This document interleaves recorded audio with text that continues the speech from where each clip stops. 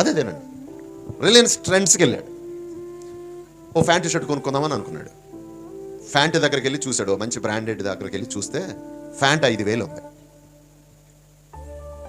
Shirt కొనుక్కుందామని వెళ్ళాడు, shirt 3,000 ఉంది.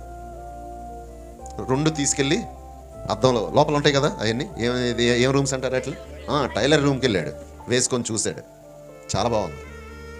కానీ అతని దగ్గర డబ్బులు ఎంత ఉన్నాయంటే 2,000 రూపాయలే. అంటే 2,000 రూపాయల్లో ఫ్యాంట్ షర్ట్ కొనుక్కుందామని వెళ్ళాడు, కానీ ఆయనకి నచ్చినవి 7,000 ఉన్నాయి. ఏం చేస్తాడు రాహుల్ జోయల్? ఏం చేస్తాడమ్మా? ఫొటోస్ తీసుకుంటాడు, అక్కడ ఓ సెల్ఫీ తీసుకుంటాడు, బాగున్నాను అనిపించింది, కానీ కొనడానికి డబ్బులు లేవు. శుభ్రంగా ఆ ట్రైలర్ రూమ్లో అలా తగిలిచ్చేసుకొని నెట్ ప్లే అని ఉంటుంది రిలయన్స్ ట్రెండ్లో, 2,000 రూపాయల లోపు వచ్చేసింది, అది వేసుకొని వచ్చేస్తాం. ఆశపడ్డాడు, కానీ ఆశ తీరలా. ఏమట్టొచ్చింది? పేదరికం అడ్డొచ్చింది.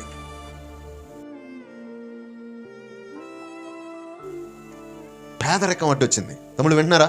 ఫోన్లో ఉన్నారు. మీ ఊర్లోనే ఒక ఆవిడికి జబ్బు చేసింది. గబగబా జంగారెడ్డిగూడెని తీసుకెళ్లారు. తీసుకెళ్తే ఇక్కడ ఈ హాస్పిటల్లో ఇది నయం అయ్యే కేసు కాదండి, పెద్ద హాస్పిటల్ తీసుకెళ్ళండి. ఎక్కడ తీసుకెళ్తారు? జంగారెడ్డిగూడెం నుంచి మామూలుగా ఏలూరు తీసుకెళ్లారు, ఆశ్రమంగా తీసుకెళ్లారు. అక్కడ చూశారు, కష్టం అండి ఇక్కడ కూడా అన్నారు. హైదరాబాద్ తీసుకెళ్ళండి, యశోదాకి తీసుకెళ్లారు, చూశారు, టెస్టులు చేశారు, ఆపరేషన్ చేసి వెంటనే బాగు చేసేస్తామండి, 10 లక్షలు అవుతుంది అన్నారు. వీళ్ళు 10,000 కంటే ఎక్కువ ఖర్చు పెట్టలేరు, తీసుకొచ్చేసారు వెనక్కి. 10 రోజుల్లో చచ్చిపోయింది.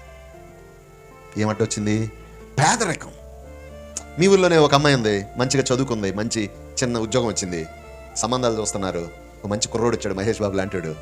అమ్మాయి అబ్బాయి ఇద్దరు నచ్చేశారు బాగా, ఈడు జోడు బాగా కుదిరింది, సంబంధాలంతా ఆల్మోస్ట్ ఖాయం, అంతా బాగానే ఉంది. ఇక లిగిస్తా మాట్లాడతారుగా, ఏమని ఎంత ఇస్తావు? 25 లక్షలు అన్నాడు.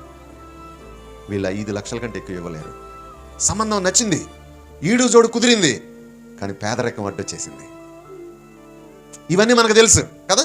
అంటే ఇక్కడున్న వాళ్ళం ఎవరు ఈ పేదరికాన్ని అనుభవించకుండా వచ్చిన వాళ్ళం ఎవరు లేవు.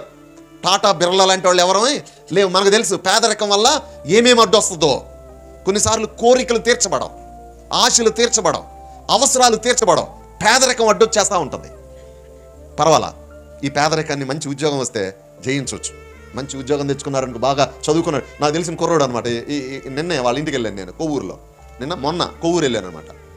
మామూలు స్థితి నుంచే వచ్చాడు కుర్రోడు. తర్వాత మంచిగా చదువుకున్నాడు, IITలో చదువుకున్నాడు, జాబ్ వచ్చింది.